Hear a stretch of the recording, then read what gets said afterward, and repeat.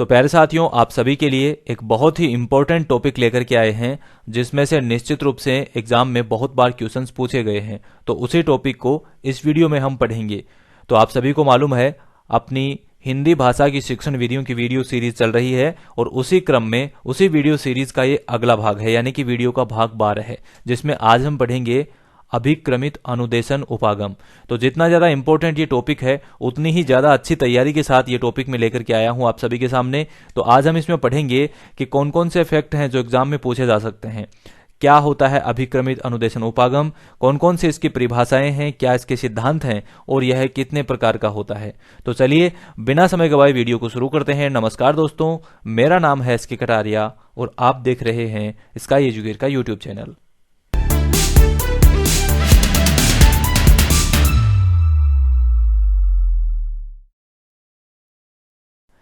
और आइए अब पढ़ना प्रारंभ करते हैं।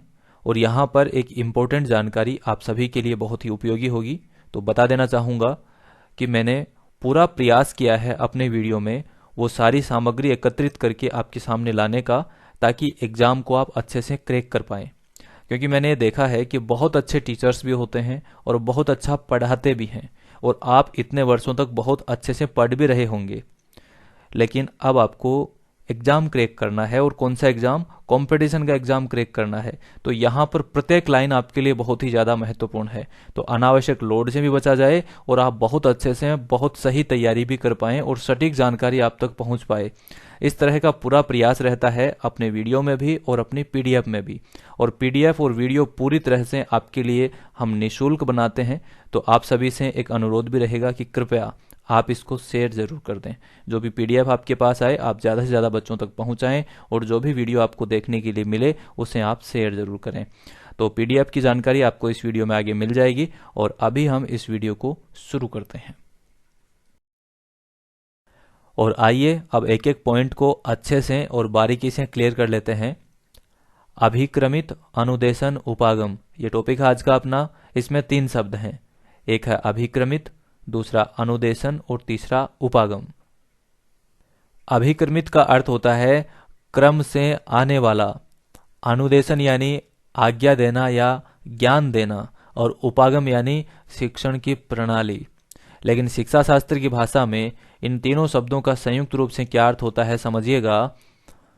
अभिक्रमित अनुदेशन उपागम का तात्पर्य है कि किसी पाठ्यक्रम का तार्किक अनुक्रम में एक निश्चित दिशा में अनुदेशन देना, यानी किसी पाठ्यक्रम का आपकी जो विषय वस्तु है उसका तार्किक अनुक्रम में, यानी कि एक लॉजिकल क्रम में, एक लॉजिकल सीक्वेंस में, एक निश्चित दिशा में अनुदेशन देना।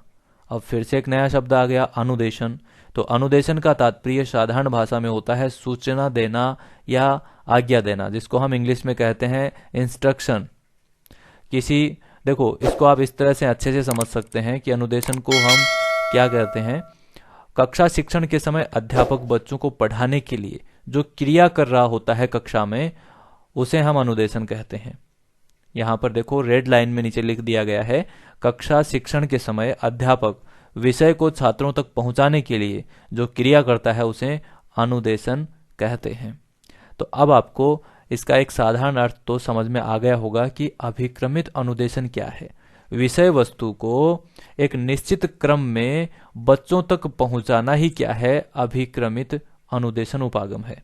चलिए इसको थोड़ा डिटेल में आगे बढ़ते हैं। तो यहाँ पर कुछ फैक्ट मैं आपके सामने रखूंगा जो परीक्षा की दृष्टि से बहुत ही महत्वपूर्ण है। तो एक एक लाइन को आप ध्यान से देखिएगा। अभिक्रमित अनुदेशन उपागम को अभिक्रमित अधिगम भी कहते हैं। तो अभिक्रमित अनुदेशन या अभिक्रमित अधिगम एक ही चीज है। यह शिक्षण की आधुनिक तकनीकी कहलाती है। यानी अभिक्रमित अनुदेशन उपागम क्या है, वर्तमान समय की शिक्षण तकनीकी है, यानी कि शिक्षण की आधुनिक तकनीकी है। यद्यपि इसका प्रयोग प्राचीन काल में सुकारात ने अपनी प्रश्नोत्तर प्रणाली में भी किया था। यानी प्राचीन काल में भी इसका प्रयोग सुकारात ने किया था। किसमें? प्रश्नोत्तर प्रणाली में किया था। इस विधि के प्रणेता कौन है? इस विधि के प्रणेता हैं बीएफ स्किनर, यानी बीएफ स्किनर ने इस विधि को एक नाम दिया और इसको स्थापित किया, तो इसलिए इसके प्रणेता कौन माने जाते हैं? बीएफ स्किनर, जिन्होंने डॉक्टर प्रेसी के सहयोग से शिक्षा जगत को यह महान देन प्रदान की थी। तो ये सारे इंपॉर्टेंट फैक्ट हैं जो आपको याद करने हैं या याद रखने हैं, एग्जाम में पूछे जा सकते हैं। यह विधि विषय वस्तु को छोटे पदों में विभाजित कर क्रमबद्ध रूप में तार्किक ढंग से इस प्रकार नियोजित करती है कि विद्यार्थी रुचिपूर्ण और स्वगति से स्वाध्याय में अग्रसर हो जाते हैं। यानी बहुत ही इंपॉर्टेंट लाइन है ये नीचे वाली, आप इसको ध्यान से एक बार समझना कि यह विधि मूल रूप से करती क्या है, ये आपको इस लाइन से समझ में आ जाएगा कि अभिक्रमित अनुदेशन उपागम जो है ये मूल रूप से क्या काम करता है, क्या होता है। देखिए, ये एक ऐसी विधि है जो विषय वस्तु को छोटे छोटे पदों में पहले विभाजित करती है ताकि बच्चे उसको अच्छे से समझ पाएं, और उसके बाद में उसका एक निश्चित क्रम तय करती है और उस क्रम में उसको संजोती है, ठीक है, ताकि तार्किक ढंग से यानी कि एक लॉजिकल सीक्वेंस में वो बच्चे तक पहुंच पाए। तो इस प्रकार से उसको नियोजित करती है या उसका प्लान करती है कि विद्यार्थी रुचिपूर्ण ढंग से, और एक इंपॉर्टेंट शब्द देखिए यहाँ पर, स्वगति से, बच्चे की जो समझने की गति है, आपने देखा होगा कि कुछ बच्चे बहुत जल्दी समझ जाते हैं, कुछ धीरे धीरे समझ, और कुछ एवरेज समझते हैं, यानी सामान्य गति से वो पढ़ पाते हैं। तो सभी विद्यार्थियों की रुचि के अकॉर्डिंग स्वगति से, उनकी गति के अनुसार स्वाध्याय में यानी सेल्फ स्टडी में अग्रसर होता जाता है।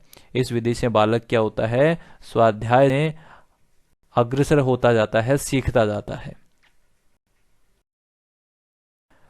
और अभिक्रमित अनुदेशन विधि के लिए आपको ये ध्यान में रखना है कि यह छात्र केंद्रित विधि है। परीक्षा में पूछा जा सकता है, यहाँ पर अध्यापक का कार्य केवल एक अनुदेशक का या एक निदेशक का होता है, यानी कि इंस्ट्रक्शंस देने का कार्य ही होता है अध्यापक का, बल्कि सारे कार्य स्वगति से बच्चों को ही करने होते हैं या छात्रों को ही करने होते हैं। तो परीक्षा में पूछा जा सकता है कि यह किस पर केंद्रित विधि है? छात्रों पर केंद्रित विधि है, इसलिए इसको छात्र केंद्रित विधि माना गया है। इसका प्रयोग प्राचीन काल में सुकारात ने अपनी प्रश्नोत्तर प्रणाली में किया। किसने किया? सुकारात ने। कौन सी प्रणाली में? प्रश्नोत्तर प्रणाली में। और इसी को आधार मानकर थार्नडाइक ने 1913 ईस्वी में आंशिक क्रिया का नियम दिया। यानी सुकारात के विचारों के आधार पर 1913 में थार्नडाइक ने आंशिक क्रिया का नियम दिया। और इसके बाद सन 1920 में सिडनी एल प्रेसे ने शिक्षा मशीन का निर्माण किया, यानी कि एक ऐसी मशीन का निर्माण किया जो अभिक्रमित अनुदेशन विधि का जो नियम है उसके अकॉर्डिंग कार्य करती थी। यानी कि इसमें विषय वस्तु एक क्रम में आती थी, आपने यानी एक ऐसी मशीन बना दी गई और उसमें विषय वस्तु के छोटे छोटे टुकड़े करके उसमें एडजस्ट कर दिए गए। जब बच्चा उसको पढ़ेगा तो पहला प्रश्न वह उसमें देखेगा, और जब वह उसका सही या गलत जैसा भी आंसर देगा उसके बाद ही दूसरा प्रश्न उसके सामने आएगा। तो इस तरह की मशीन बनाई गई 1920 में सिडनी एल प्रेसे के द्वारा। शिक्षण मशीन की क्रिया विधि के आधार पर स्किनर ने 1938 ईस्वी में क्रिया प्रसूत अनुबंध का सिद्धांत दिया, और इस मशीन के क्रिया के आधार पर स्किनर ने 1938 में क्रिया प्रसूत अनुबंध का सिद्धांत दिया। देखिए, ये सारी की सारी लाइनें आपस में अटैच्ड हैं। देखिएगा कि प्राचीन काल में सुकारात ने प्रश्नोत्तर विधि में इस प्रणाली को काम में लिया, और उसके विचारों के आधार पर थार्नडाइक ने आंशिक क्रिया का नियम दिया, और उसके बाद 1920 में सिडनी एल प्रेसे ने शिक्षा मशीन बनाई, और इस मशीन की क्रिया के आधार पर स्किनर ने 1938 में क्रिया प्रसूत अनुबंध का सिद्धांत दिया। इसके आगे क्या होता है देखिएगा। क्रिया प्रसूत अनुबंध सिद्धांत के आधार पर स्किनर ने 1954 ईस्वी में अभिक्रमित अनुदेशन विधि का निर्माण किया। तो अब आप तक ये बात पहुंच गई कि अभिक्रमित अनुदेशन विधि का निर्माण किसने किया? तो स्किनर ने किया। कब किया? 1954 में किया। किसके आधार पर किया? क्रिया प्रसूत अनुबंध सिद्धांत के आधार पर किया। ठीक है, चलिए आगे बढ़ते हैं। यह एक व्यक्तिगत अनुदेशन तकनीक है जो ज्ञात से अज्ञात की ओर शिक्षण सूत्र पर आधारित है। तो एक और इम्पोर्टेंट बात आ गई कि यह जो अनुदेशन तकनीक है यह ज्ञात से अज्ञात की ओर, यानी आपको जो चीजें आती हैं उससे जो आपको नहीं आती, जो शिक्षण सामग्री आपके लिए नई है, उसकी तरफ ले जाया जाता है। तो जो शिक्षण सूत्र है उसका क्या नाम है? ज्ञात से अज्ञात की ओर। इस विधि का प्रयोग एक व्यक्तिगत शिक्षण तकनीक के रूप में किया जाता है, यानी कि यह शिक्षण तकनीकी किस रूप में काम करती है? व्यक्तिगत शिक्षण तकनीकी के रूप में काम करती है। इसमें मुद्रित सहायक सामग्री का प्रयोग किया जाता है, मुद्रित, छपी हुई, ठीक है। इस विधि का भारत में आगमन कब हुआ? 1963 ईस्वी में हुआ। ये सारे के सारे फैक्ट हैं जो एग्जाम में कभी भी पूछे जा सकते हैं, याद रखना है। भारत में यह विधि सबसे पहले 1963 में प्रयोग में ली गई। भारत में विज्ञान शिक्षण के लिए इसका सबसे पहला प्रयोग किया गया, यानी इस विधि का प्रयोग सबसे पहले कौन से शिक्षण में किया गया? विज्ञान शिक्षण में। सन 1965 में एनसीईआरटी ने इस विधि के आधार पर 2 साप्ताहिक शैक्षणिक कार्यक्रम भी आयोजित किए। कब किए? 1965 में। और चलिए अब कुछ इंपॉर्टेंट परिभाषाएं देख लेते हैं जो एग्जाम की दृष्टि से भी महत्वपूर्ण है और ये टॉपिक समझने में भी आपकी मदद करेगी। तो प्रोफेसर रूस किस प्रकार से इसको परिभाषित करते हैं, देखिएगा। अधिगम में एक विशेष प्रकार का निर्देशन जो विद्यार्थी को नई सामग्री सिखाता है और अपने अधिगम को जांचने का अवसर देता है। अभिक्रमित अनुदेशन या कभी कभी स्वचालित अनुदेशन कहा जाता है। इस तरह से परिभाषित करते हैं। यानी अधिगम किसे कहते हैं? सीखने की क्रिया और उसके बाद व्यवहार में परिवर्तन, इसको क्या कहते हैं? अधिगम कहते हैं। सीख कर व्यवहार में परिवर्तन करना क्या है? अधिगम है। साधारण शब्दों में मैं आपको बता रहा हूं।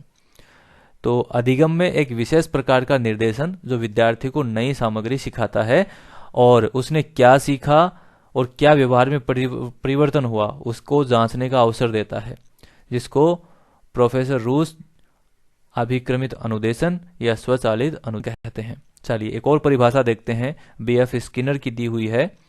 अभिक्रमित अध्ययन या अधिगम शिक्षण की कला तथा विज्ञान है। तो इस तरह से बीएफ स्किनर इसको परिभाषित करते हैं।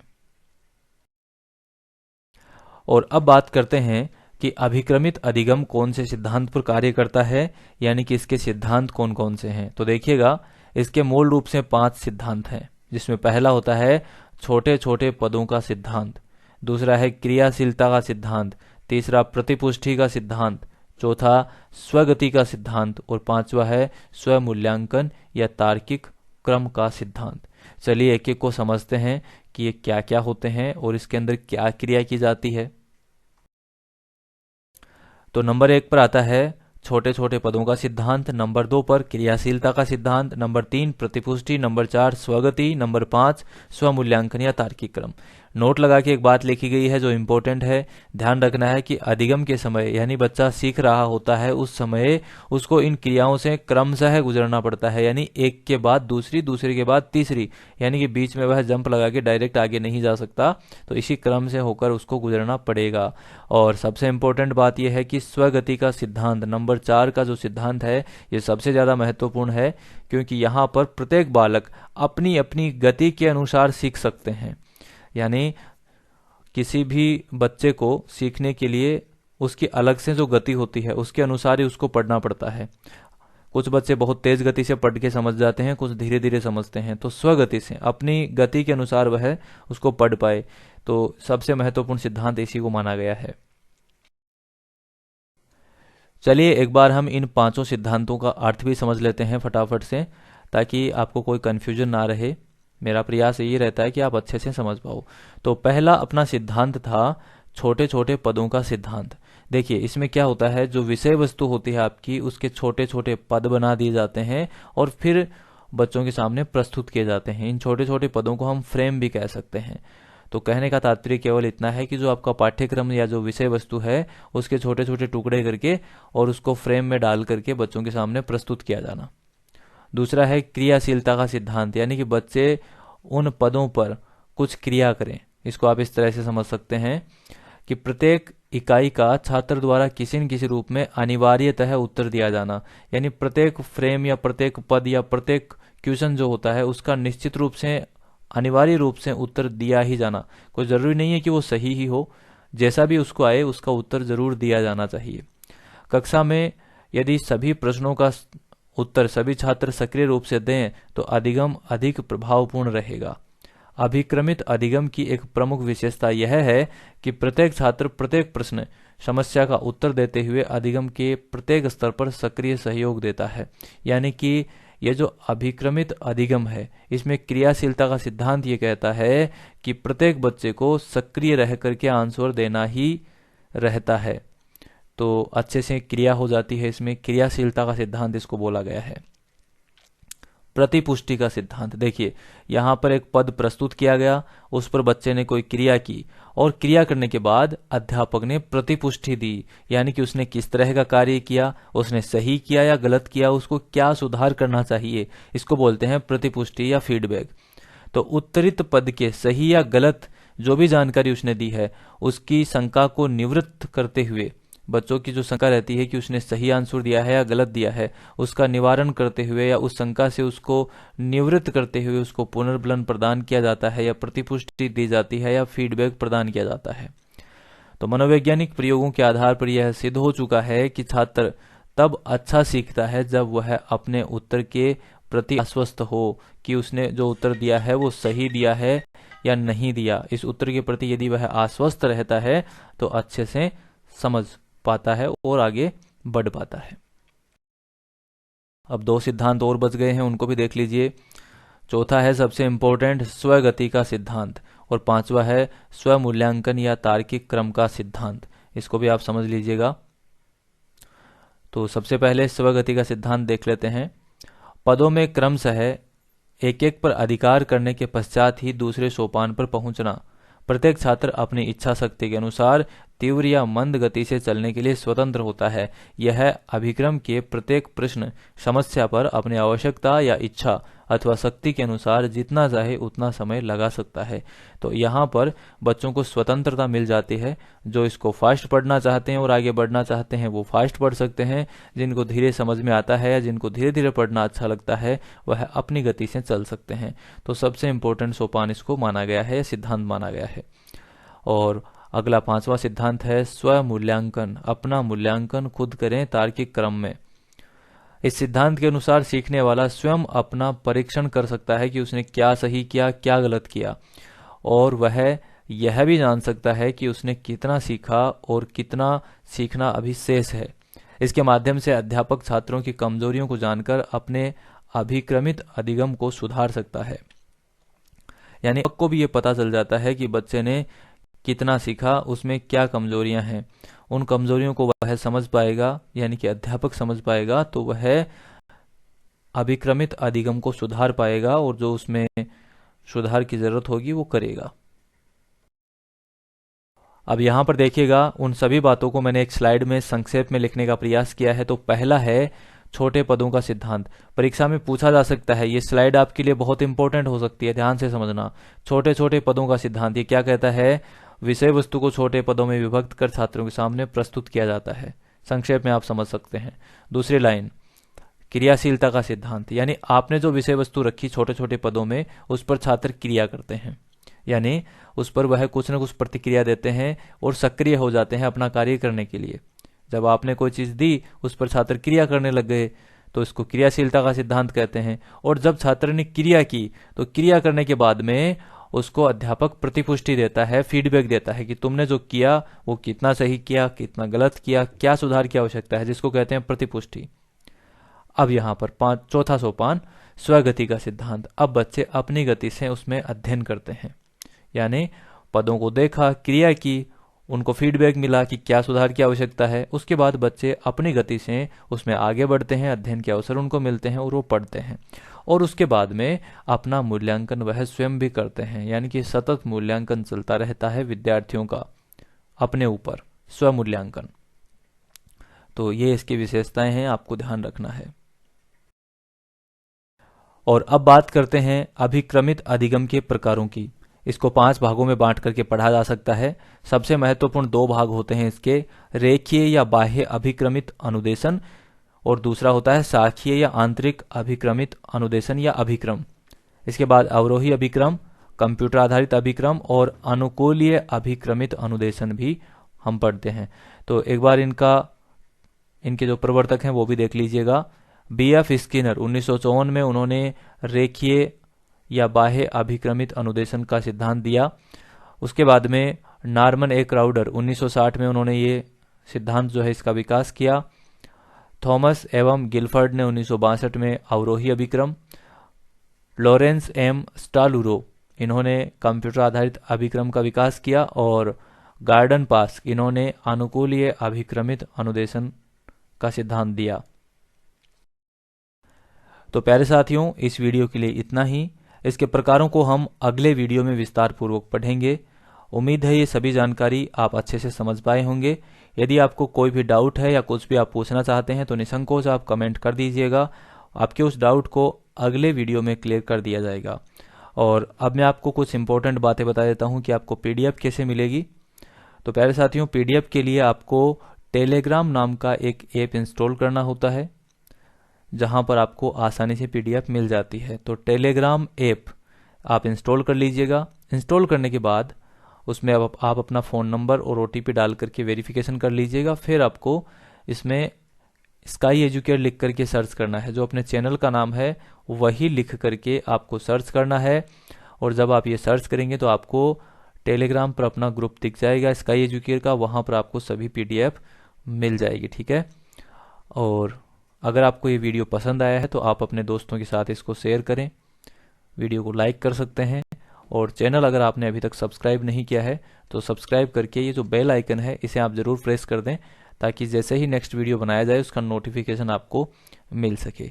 मैं मिलूंगा आपसे नेक्स्ट वीडियो में। तब तक के लिए नमस्कार। जय हिंद, जय भारत।